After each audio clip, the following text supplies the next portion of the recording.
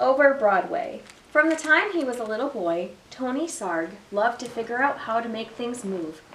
He once said he became a marionette man when he was only 6 years old. His father had asked him to feed their chickens at 6:30 in the morning every day. Tony had an idea. What if he could feed the chickens without leaving his bed? He rigged up some pulleys and ran rope from the chicken coop door to his bedroom window. That night, he spread chicken feed outside the chicken coop door. The next morning, Tony pulled on the rope and the door to the chicken coop opened. The chickens ate their breakfast. Tony stayed snug in his bed, and his dad, so impressed, never made Tony do another chore. When Tony grew up, he moved to London, where he discovered that no one was making marionettes for kids anymore. So, out of wood, cloth, and strings, Tony began to make puppets. He figured out ways to make his marionettes' movement so lifelike that they performed as if they were real actors. Word soon spread about Tony's amazing marionettes. When Tony moved to New York City, the Tony Sarg marionettes began performing on Broadway. In the heart of New York City, in Herald Square, was the biggest store on earth, R.H. Macy's department store. Macy's had heard about Tony's puppets and asked him to design a puppet parade for the store's holiday window. So Tony made new puppets based on storybook characters, then attached them to gears and pulleys to make them move. In Macy's Wondertown windows, Tony's mechanical marionettes danced across the stage as if by magic. All day long, they performed to shoppers jostling for a better look. But Macy's had an even bigger job in store for Tony. Many of the people working at Macy's were immigrants, and as the holidays approached, they missed their own holiday traditions of music and dancing in the streets. Macy's agreed to put on a parade for their employees, and they hired Tony to help. Tony was an immigrant, so he loved the idea of creating a parade based on street carnivals from all over the world. He made costumes and built horse-drawn floats, and Macy's even arranged to bring in bears, elephants, and camels from the Central Park Zoo. The animals joined hundreds of Macy's employees on Thanksgiving Day, 1924, winding their way from Harlem to Herald Square. It was a dazzling parade. In fact, Macy's first parade was such a success that they decided to have one every year on Thanksgiving Day to celebrate America's own holiday. Each year the parade grew, but when Macy's brought in lions and tigers, in addition to the bears, elephants, and camels, the animals roared and growled and frightened the children. Macy's asked Tony to replace the animals.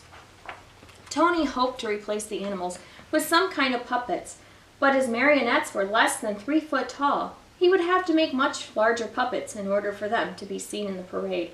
And how could he make them strong enough to hold up in bad weather, yet light enough to move up and down the streets? Tony knew of a company in Ohio that made blimps out of rubber, the perfect material for any weather. When he called the company and showed them sketches, they agreed to make what Tony wanted. Still, how would Tony make his big Muppets move? Then, Tony had an idea from an Indonesian rod puppet in his toy collection. On Thanksgiving Day, Tony's creatures, some as high as 16 feet, spilled into the streets, and the crowds cheered wildly. Part puppet, part balloon, the air-filled rubber bags wobbled down the avenues, propped up by wooden sticks. By now, the sidewalks were so packed with people that only those in the first few rows could really see the parade. Tony realized that his puppets would have to be even bigger and higher off the ground. And though the sticks helped to steer the puppets, they were stiff and heavy. Tony wanted his balloons to articulate, to move and gesture, more like puppets. But how? With a marionette, the controls are above the puppets and hangs down. But what if the controls were below the puppet? Could rise up? During the next year, Tony set his new idea into motion. This time, he asked the company in Ohio to make balloons out of rubberized silk, as strong as rubber but lighter than rubber alone. Most important, Tony ordered the balloons to be filled with not just air, but with helium too. Since helium is lighter than air, it would make the balloons rise. Once the puppets were completed, they were deflated and shipped back to Tony in New York. Tony did not know if everything would go as planned. It was still dark on Thanksgiving morning when Tony filled the balloons with helium, tethering them down with sandbags. By 1 p.m., the sidewalks were packed with people ready for the parade.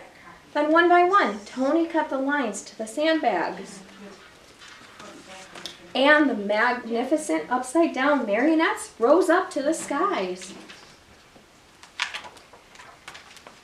Nodding and waving to the crowds below, they sailed past Central Park.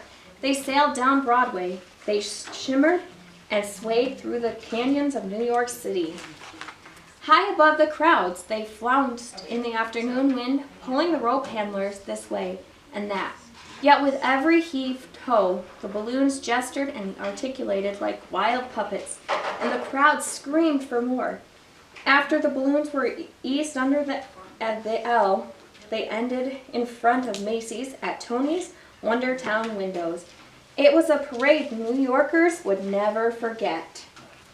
And from that day on, every Thanksgiving morning, crowds have lined the sidewalks of New York City to see what new balloons would rise to the skies of Macy's famous parade. Tony Sarg, the puppeteer who loved to figure out how to make things move, had set the stage with a little rigging for a puppet to be anything anyone could imagine it to be.